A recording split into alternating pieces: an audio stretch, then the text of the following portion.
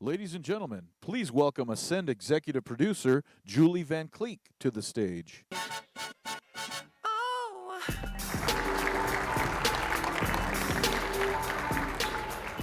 Morning, everybody. Welcome to day 2 of Ascend 2023. I hope you had a good time and it was thought-provoking, stimulating yesterday. I know it was for me.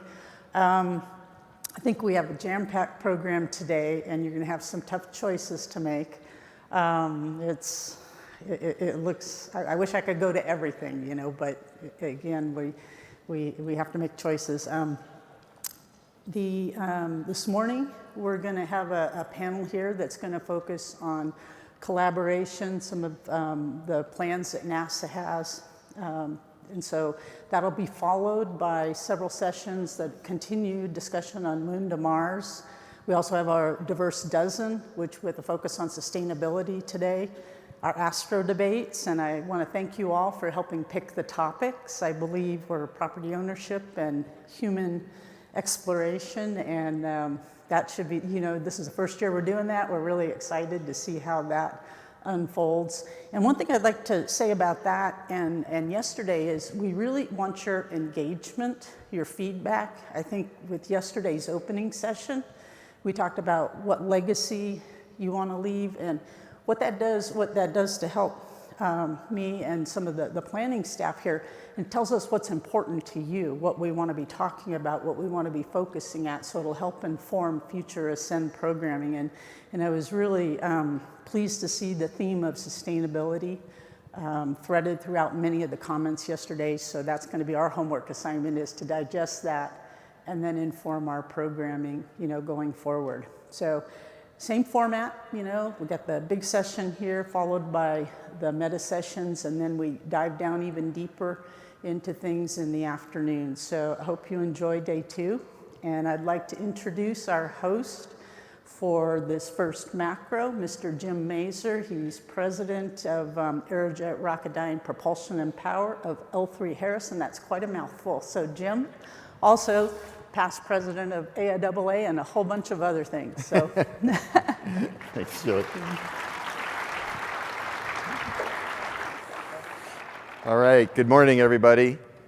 I guess you weren't big winners last night, or you wouldn't be here. A little fuzzy. I can tell you, I'm a craps player, Just gonna tell me. and I was down about 300 last night. And then I walked away up $19, and I played for like an hour. I was exhausted. It was just too much work to earn $19. I could have just gone to Trader Joe's. But anyhow, it's going to be a great second day here at Ascend. It's a really great conference. I'm happy to be back here. I couldn't make it last year, but I'm really happy to be back here. I will say it's weird getting up and walking to work in Las Vegas in the morning. It's a lot different than many other cities I've been in. But as part of Aerojet Rocketdyne, we've been a long time AIAA supporter and definitely very proud to sponsor the event.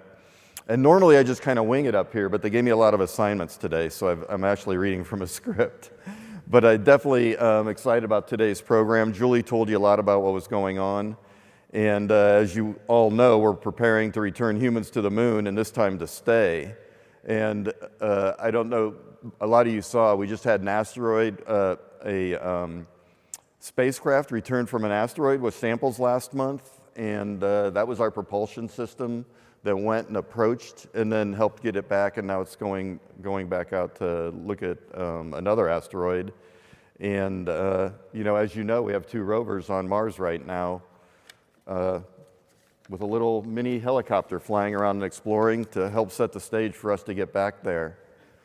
But before we begin today's program, it's my honor to honor aerospace excellence with an award from AIAA. And we have Dr. Lawrence Robbie Robertson III here, senior scientist from the U.S. Department of Air Force, lead in space experimentalist with the Air Force Research Laboratory, joining on stage.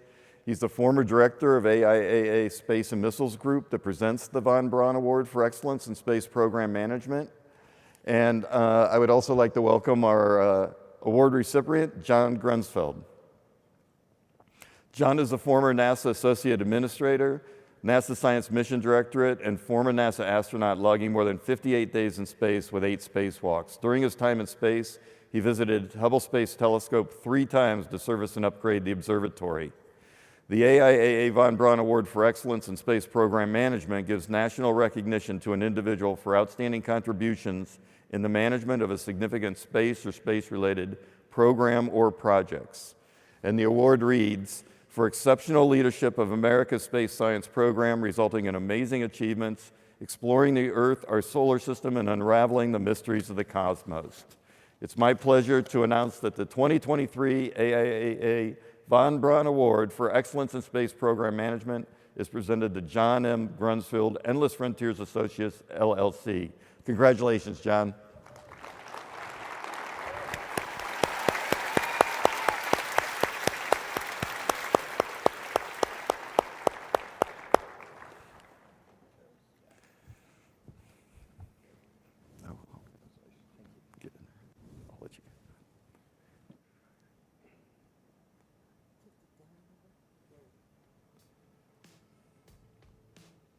Excellent. Congratulations so much. Hey, Robbie. Thanks for doing that. And you'll get a chance to hear from John at 4 p.m. today during a panel discussion, Beyond Earth, Enabling Everyday Life in Space, in Room Forum 135. When you go to that session, please let John know that at least one of the Space Shuttle main engines that helped launch him on his 2 Hubble servicing missions will also be flying on each of the next 3 Artemis missions. So he and the Hubble telescope have a strong connection to the Artemis missions. As a preview of some of today's highlights, and as you heard from Julie, you have 4 appealing meta sessions that are immediately following this session, including the first of our lively Astro debates, which is a new feature at Ascend this year. Then you can select from the next 4 meta sessions, including the global speakers lineup, who comprise the Ascend Diverse Dozen. Check the event app to help you make your choice. When we designed the program, we had to make difficult choices from the amazing content proposed for this program. Feel free to move between the sessions you want to attend. Then at lunch hour, join us back here in this room and bring your lunch with you. We're hosting a very special session where you get to hear directly from the Indian Space Research Organization on highlights from the successful soft landing on the moon that just happened in August. And this evening's special session is the 2023 William H. Pickering Lecture entitled Observing Earth's Precious Water from Space. We have also designed this session intentionally for you to be able to enjoy the reception, food, and drink right here in this room while we listen to this fascinating talk. The Pickering Lecture is very much a highlight of every year at Ascend. And we're going to begin this morning's session with an exceptional speaker, Colonel Pam Melroy, Deputy Administrator of NASA. She's distinguished herself as a leader in the aerospace community. Her experience in our nation's civil, commercial, and national security space sectors helps her lead a team at NASA. As one of only 2 female astronauts to command the space shuttle, she brings a unique perspective to work every day. All 3 of her space missions were dedicated to building the International Space Station, and she also flew on Rs-25 engines that flew on Artemis 1 and will fly on Artemis 3 and 4. And of course, we love working with Pam at AIAA and Ascend. She and her team held a session yesterday with a bunch of us in industry to really talk about the challenges of going back to the moon and this time to stay and setting the stage for going on to Mars. And I'm sure she will tell you that it's not as easy as it sounds, that's for sure.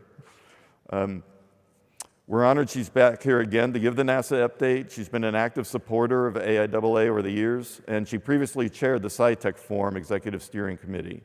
In 2019, she was a recipient of the AIAA Public Service Award for outstanding contributions to the field of aeronautics and astronautics, and we're pleased she was inducted as an AIAA Fellow this year. So please join me in welcoming to the Ascend stage NASA Deputy Administrator Pam Melroy. Have fun, Pam. All right, thank you so much. Good morning, and thank you, Jim and AIAA for bringing us together. It's really always wonderful to be here with the community. I found myself reflecting a little earlier about being here a year ago and realizing how much progress we have made in a year. It's been pretty exciting.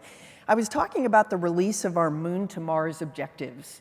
a year ago, and it's just been an extraordinary journey. It's fantastic to see how far NASA and our international and our industry partners have come since the release. We now have an architecture process that connects our strategy to our elements, and so we really value the fact that our international partners and industry helped shape that and can see the future, and we can all start to work together for that coordinated goal. And of course, in the interim as well, we launched Artemis 1, very exciting, our first uncrewed flight test around the moon, extraordinarily successful. And we've named the Artemis 2 crew, who will perform the first crewed flight test. And the purpose of that, of course, is to wring out the capabilities of the vehicle so that we can do the operations later on that are so ambitious as a part of the Artemis campaign.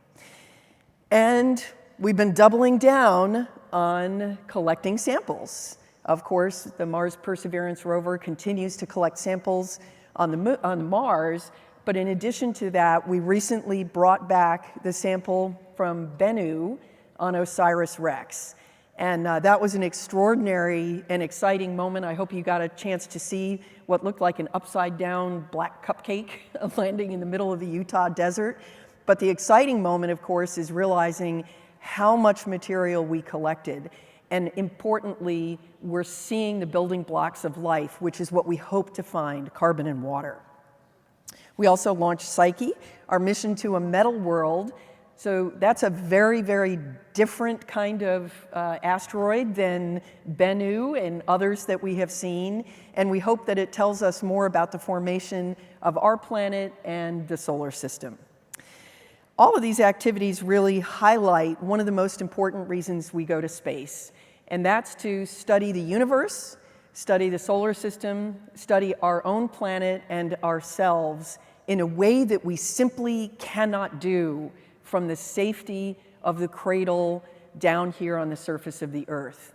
We could do none of these things if we didn't go to space, and we would not be able to have any of this knowledge about our solar system and the universe without the value of going to space. So it's been pretty amazing technical progress this year, and we're excited about that. But I also want to tell you that we've been making progress on policy as well. And I'm very proud to say 8 new countries have signed the Artemis Accords, bringing the total to 29. And we now have signatories from all around the globe. And I'll talk a little bit more about that later. Space is booming with development. We've been saying it for years, and it just seems to keep getting bigger and bigger. Everyone wants to be involved, and now we're actually seeing some really interesting non-traditional companies getting engaged. Maybe you saw the recent announcement about the Italian luxury fashion house Prada, who is partnering with Axiom. We've seen 160 successful launches around the world this year, and as we near the 23rd anniversary of a continued human presence on the International Space Station, we're seeing new commercial space destinations under development, and we hope to continue that low Earth orbit presence after the International Space Station is retired. So we originally established partnerships with 4 companies for those commercial LEO destinations. Our aim, of course, is to be able to be one customer among many and purchase services, and that will enable us to apply more resources to our deep space exploration. And this month, 2 of the companies, NanoRacks and Northrop Grumman, announced they were teaming up to support the development of the Starlab commercial station. And what's interesting about that is that partnership is allowing us to reallocate some of the funding to boost all of the agreements with our currently funded destination partners. And with that funding, we can accelerate the development, so we're excited about that outcome. Combining forces is a normal thing, and you see that in industry, and it's just a mark of a very mature and maturing industry. NanoRacks is completing demonstration missions and working towards a system definition review. Blue Origin's partner, Sierra Space, tested a key piece of its space station, a sustained pressure test on a 1/3 scale version of the inflatable habitat. And then, of course, Axiom Space, who plans to connect a module to the International Space Station, is preparing for a 2026 launch of that first element and the hardware is beginning to come together. So real hardware progress is being made. And in support of growing the experience of these companies for new destinations, NASA has taken the step of enabling private astronaut missions to the International Space Station. Axiom 2 flew back in April with my good friend Peggy Whitson as the spacecraft commander, bringing first-timers American John Schaffner as pilot and Saudi Arabia's Ali Al-Qarni and Rayana Barnawi to the International Space Station. Rayana, I will note, is the first female Arab astronaut, and that was exciting. Axiom has also announced their next crew for the Axiom 3 mission, led by my other dear friend and also crewmate, Mike Lopez Alegria, and private astronauts from Italy, Turkey, and Sweden. Very interesting. These private astronaut missions are helping, of course, to reduce market risk by defining and demonstrating the demand for these future destinations, but it's also helping us learn together. I think we're learning a lot about what NASA's requirements will be in the future for commercial LEO destinations, and of course our partners are learning how to operate as well. At the same time, this trend towards international astronauts on these missions is very interesting. To me, it's helping us define the value proposition of ISS, not only the amazing science and opening up the opportunities for economic and the strategic benefits that going to space bring to many different countries, but also working together and cooperating and having more countries operate in space together. I am just so thrilled to see other countries operating on the ISS. It's really a key part of what the original vision was, and we're expanding that vision. So this transition will yield great efficiencies, we hope, in the long term, enable us to focus more on our deep space exploration, and it's going to offer the opportunity for savings on the government side, but it is also bringing more participants, and we can't help but be excited about that. So let's shift gears a little bit and go out to deep space and talk about that for a moment. So of course, last year we launched Artemis 1, and that was amazing. And very soon, we're going to see our first CLPS, Commercial Lunar Payload Services mission, heading towards the moon. So these companies, ranging in size, are going to deliver a series of scientific and technological payloads to the surface of the moon and demonstrate capabilities that are going to help prepare for humans and also help us explore the moon and fulfill our Moon to Mars objectives. We really hope these CLPS missions are going to be the first successful commercial landings on the moon. Our international partners are going as well. In August, India successfully landed the Chandrayaan-3 mission on the moon, the first country to land a lunar mission near the very interesting lunar South Pole. They showed remarkable transparency. I hope that you were watching. I certainly was. They showed everything. We were able to go online and watch every step of the way. The Prime Minister was there. It was just absolutely wonderful to go on that journey with them. But I want to point out that the transparency that they showed also upheld what we consider the highest principles of the Artemis Accords. And I congratulated Chairman Somanath on that as well the last time I saw him at IAC. Now, the only other nation to successfully land on the moon recently has been China with the Chang'e missions, and they successfully returned samples in 2020. And we congratulate and welcome their recent announcement to finally share their samples with scientists around the world. Other international partners haven't quite reached the moon yet, but they're getting close. For those who have tried and been unsuccessful, we feel their disappointment in our hearts. But we all recognize how excruciatingly challenging it is to land on the moon, and we know that we're going to learn and grow together so that we can be successful in the future. So lots of exciting things happening. It's really impressive to think about all this activity. NASA's strategy for stimulating the commercial space industry for new ideas to bring down costs and grow business opportunities is clearly working. But there are two sides to every coin. This flurry of space activity, it brings new technological breakthroughs, new ideas, But it also comes with regulatory concerns and policy concerns that have to be addressed to make sure that we have a sustainable and responsible presence as we go out into the solar system. And that's really what I wanted to talk to you about today. This is a golden age of exploration, as we often talk about. These technological breakthroughs, these new business cases, the opening of space to so many non-traditional partners is amazing. It's going to change our understanding of the universe. It's going to change our understanding of our place in the universe. And it is the first step for humanity out into the solar system. It's very important, though, that we reflect that in this time of great change comes great responsibility as well.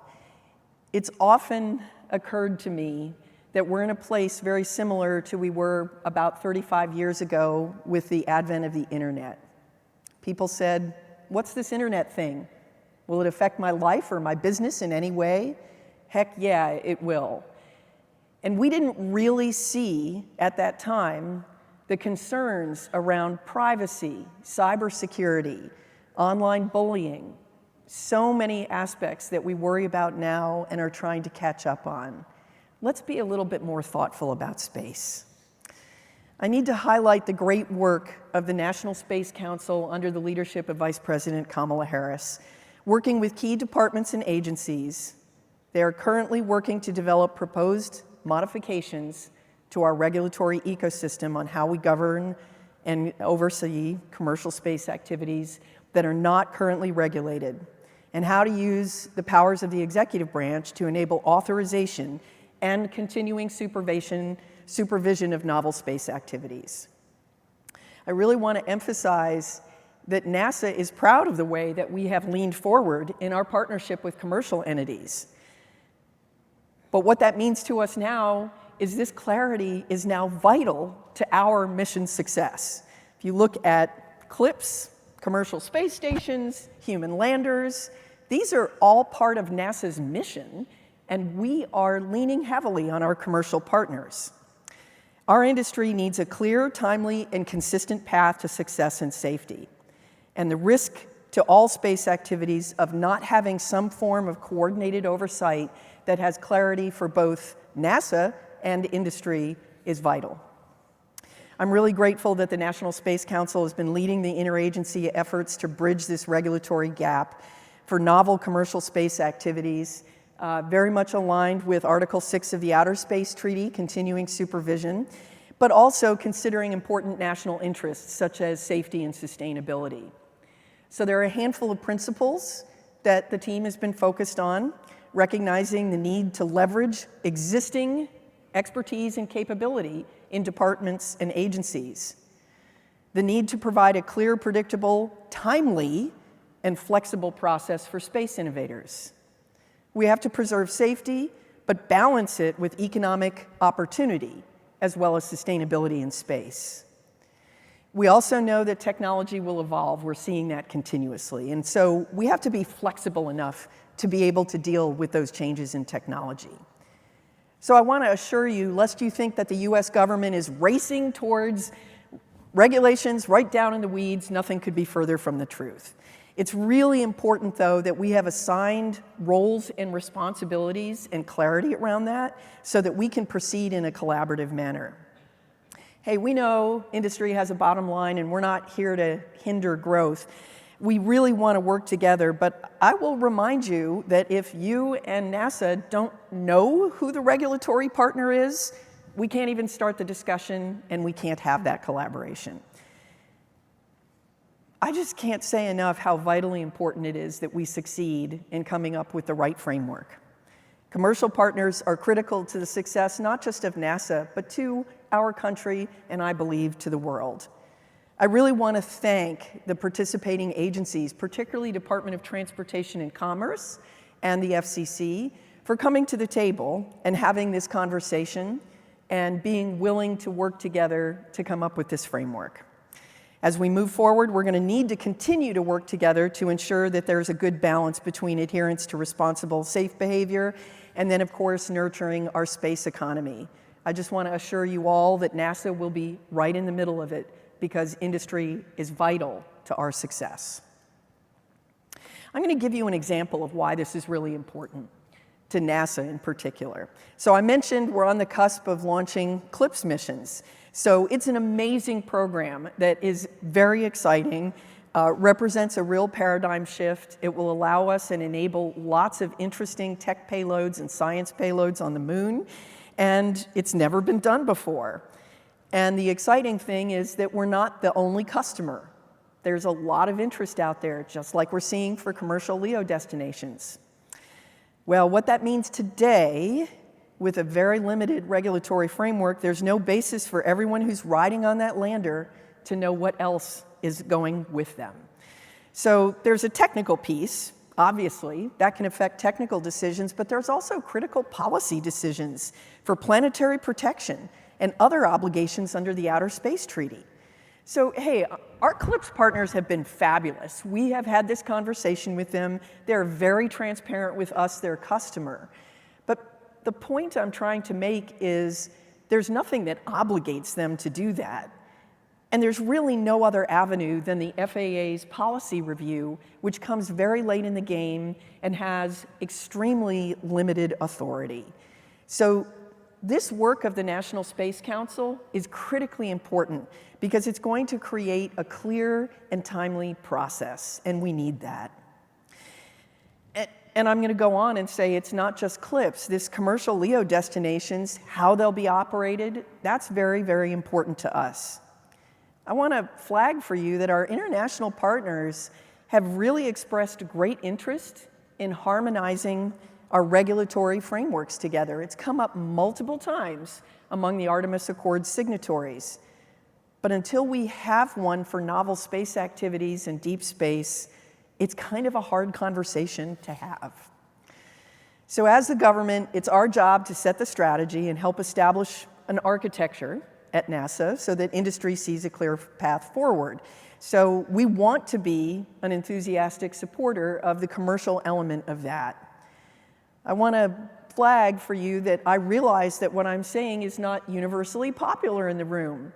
Not all companies agree with this perspective about the need for clarity in roles and responsibilities, especially those with a single investor.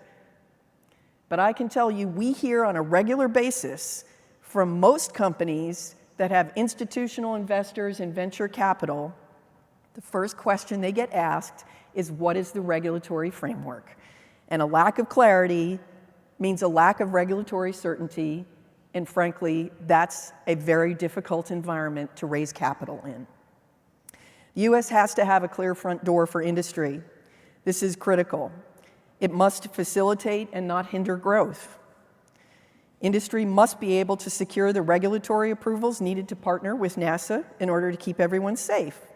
On the other side, it's important that the in-space authorization policy be very clear and straightforward to understand. We're going to balance safety while encouraging a burgeoning commercial space industry.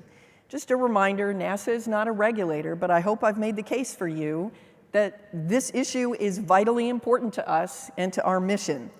And we are going to stay involved, and we're going to stay very tightly connected, both with industry and our intergovernmental partners, to help ensure that as we navigate forward, we're going to be able to get things done together.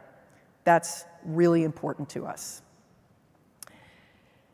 So I want to go back a little bit and talk about the Artemis Accords, because there is a piece of this that goes far beyond what we are doing today and the future.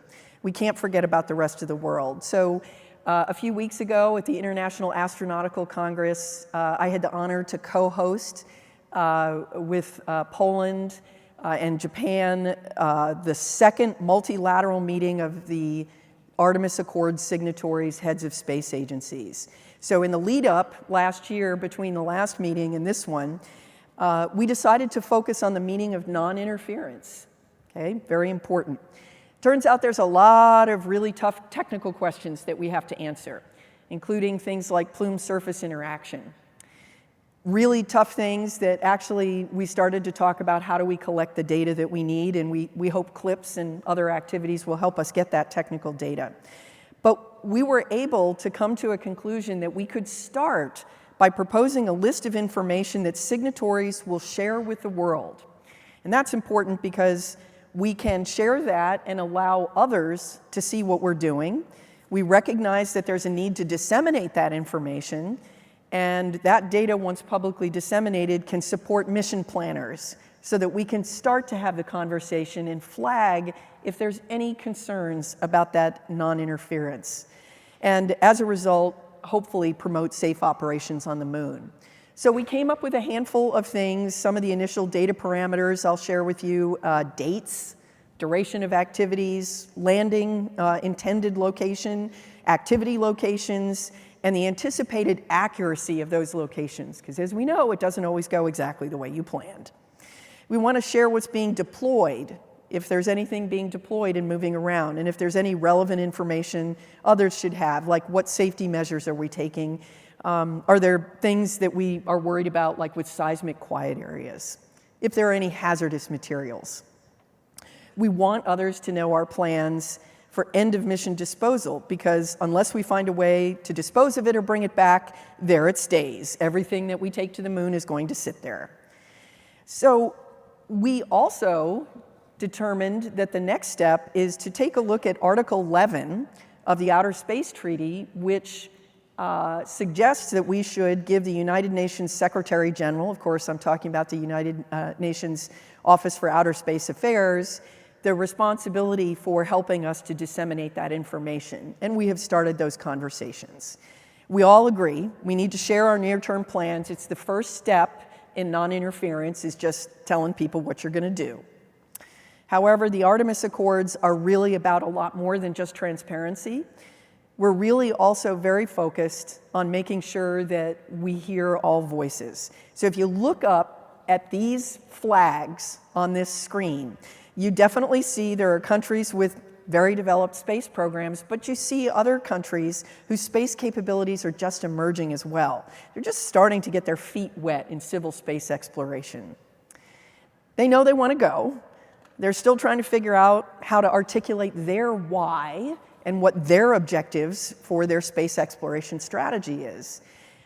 I want to note, many are starting by looking at international space law to develop their own legal and regulatory framework.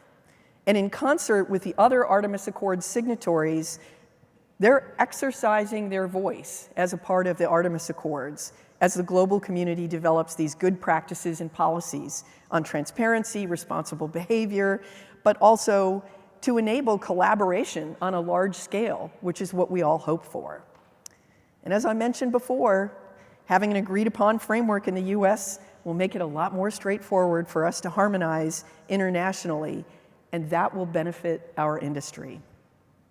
I think the point is, if we don't start working together now, if we don't have an oversight framework with clear roles and responsibilities, it's going to be too late. New principles and guidelines will be set by others. Behaviors will be adapted. Consequences could be very serious if it's not done in a way that has the best interests of all humanity in mind.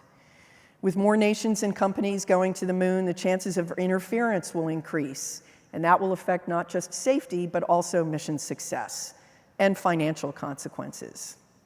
So it's an exciting time. I mean, what we're doing is just amazing. This is an extraordinary time in our industry, but it means the obligation on us is to try to think as long-term as we possibly can. We're going to have a lot of things change, but we should be trying to anticipate them. So we really can't waste this moment. Yeah, it's a golden age. This is a golden opportunity as well. We need to be ready to take the next giant leap in space policy and in our regulatory framework so that we can be ready to take bigger future giant leaps to further destinations. And by collaborating together, industry, policymakers, stakeholders, our other government partners, we can create a system that provides clarity, timeliness, and certainty, paving the way for a more prosperous and sustainable future in space. This is just critical to NASA's mission, and we're doing our part to help pave that path for international clarity as well with the Artemis Accords. I'm really looking forward to the administration producing a policy and proposed legislation that's responsive to all of our concerns and meets the needs of the US government to ensure safe and sustainable space exploration. So thank you very much for the time today. I'm really excited to see what we can accomplish together.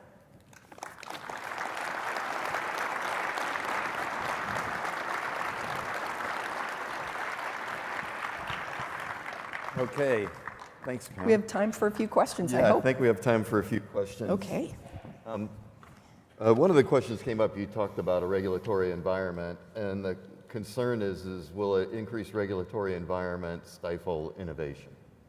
Yeah, it's a good question. I do hear that a lot. I'm going to share that I actually was at the FAA, Office of Commercial Space, and I was a regulator, so I know a little bit about it. And I can tell you that the first commercial space law, which was essentially taking the risk framework that existed at our ranges, took 7 years plus to execute. If you look at the basic regulatory framework, even if you were just like to add a comma into something, just the timeline is well over 2 years. So for a large regulatory effort, 5 years is not unusual, and there's huge amounts of consultation in there. So I do not think that we are rushing ahead. I don't see regulations popping out of the pipeline right away. But I will say that if you don't know who your regulator is for specific things, and I don't know who the regulator is, we can't even start to have the conversation. And that's really what we need to do. You need to have somebody that you can talk to, and we need to have somebody to talk to so that we can make sure that we're hitting that right balance. So the time for that is absolutely now. And do you believe that part of these regulations should require transparency for anything we put on the moon? Yeah, it's a good question. I think there's been some discussion about a commercial version of the Artemis Accords. I will tell you, if we don't get some kind of clarity on roles and responsibilities, we're going to have to do something like that. I think NASA can't allow either ourselves or our country to be embarrassed by not meeting our obligations under the Outer Space Treaty. I'd really like to see us head in this direction so that everybody has clarity for the future. I think then we can discuss what transparency means. Of course, you have private business things, and there's nothing wrong with that. We all have to deal with export control. But I do think, I just go back to the journey that we took with Chandrayaan-3, and that I hope that we will take with CLIPS, and that I hope you saw with Artemis. We should be sharing this information. Great. One of the questions here is, you mentioned commercial interest in the moon.